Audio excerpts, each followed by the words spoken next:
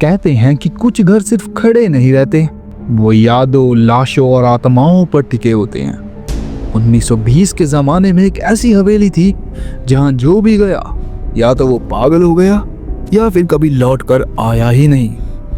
जी हाँ, और सबसे खतरनाक बात तो ये है कि उस घर को तोड़ भी दिया गया था, पर उसके घर की आत्माएं आज भी जिंदा है। जी हाँ, कैसे, चलो बताता हूँ। ये कहानी है विक्रम और अनन्या की, जो ब्रिटिश इंडिया के वक्त की बात है। ब्रिटिश इंडिया के वक्त विक्रम एक इंजीनियर था जिसे एक पुरानी हवेली रेनोवेट करने का अवसर मिला था। गांव वालों ने उसे मना भी किया कि साहब उस घर में मत जाओ, रात को दीवारें वहां बोलती हैं, वहां एक औरत है जो अभी भी बनी हुई है।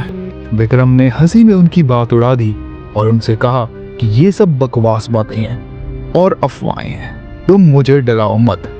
अनन्या चुप थी, उसका मन पहले दिन से ही घबरा रहा था। हवेली में इनकी पहली रात थी जब हवा बिल्कुल रुक गई। अनन्या ने अचानक से विक्रम को कहा कि क्या तुम्हें किसी और की सांस लेने की आवाज सुनाई दे रही है?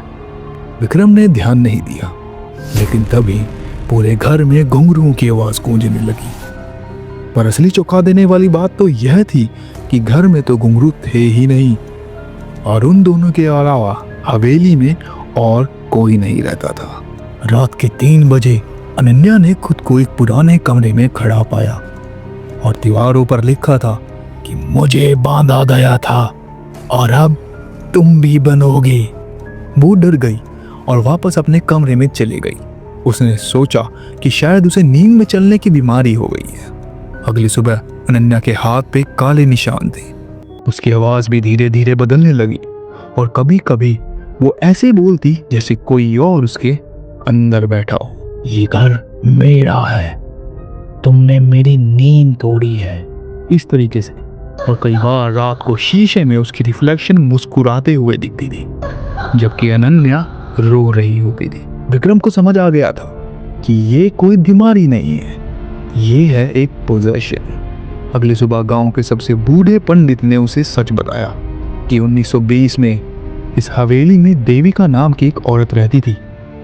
उस पर किसी ने काला जादू सीखने का इल्जाम लगाया और गांव वालों ने उसे जिंदा जमीन में गाड़ दिया था, हाथ पैर बांधकर। और उसकी आखिरी चीज थी कि जो मुझे बांधेगा मैं उसकी रूह को बांध लूंगी। और उस दिन के बाद हवेली कभी शांत नहीं हुई। पंडित ने कहा कि आज रात उसे रोकना होगा, नहीं तो वो लड़की यानी तुम्हारी बीवी मारी जाएगी। पंडित का ऐसे बोलते ही विक्रम ने रात को 3 बजे हवेली के बीच में हवन शुरू करवाया। अनन्या जमीन पर पड़ी थी, उसकी आंखें पूरी काली और आंखों से खून बह रहा था। अचानक वो उठी और बोली, तुम देर से आए हो, अब ये शरीर मेरा है। और अचानक से तेज हवा आई और आग बुझ गई।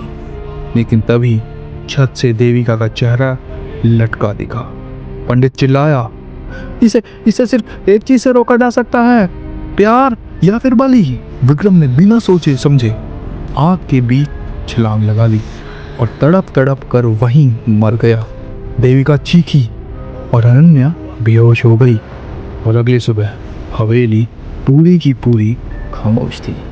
सारे लोग कहते हैं कि विक्रम की बलि से श्राप तो खत्म हो गया, पर सच ये है कि आज भी जब कोई उस जमीन पर घर बनाता है तो रात के 3 बजे एक आवाज आती है, तुमने मुझे जला दिया, पर मैं अब तुम्हारे साथ ही रहूंगा। इस तरीके की। और शीशे में सिर्फ एक औरत क्रीपी स्माइल के साथ मुस्कुराते हुए दिखती है।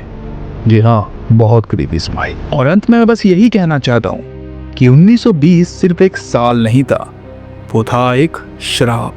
जी हाँ, वो एक श्राप था। और हम सभी को पता है कि श्राप कभी ना तो मरते हैं ना कभी खत्म होते हैं। And if you like this video, keep hit the like button and subscribe to our channel. And अपना फेवरेट पार्ट कमेंट में जरूर बताना। तब तक के लिए थैंक्स फॉर वॉचिंग।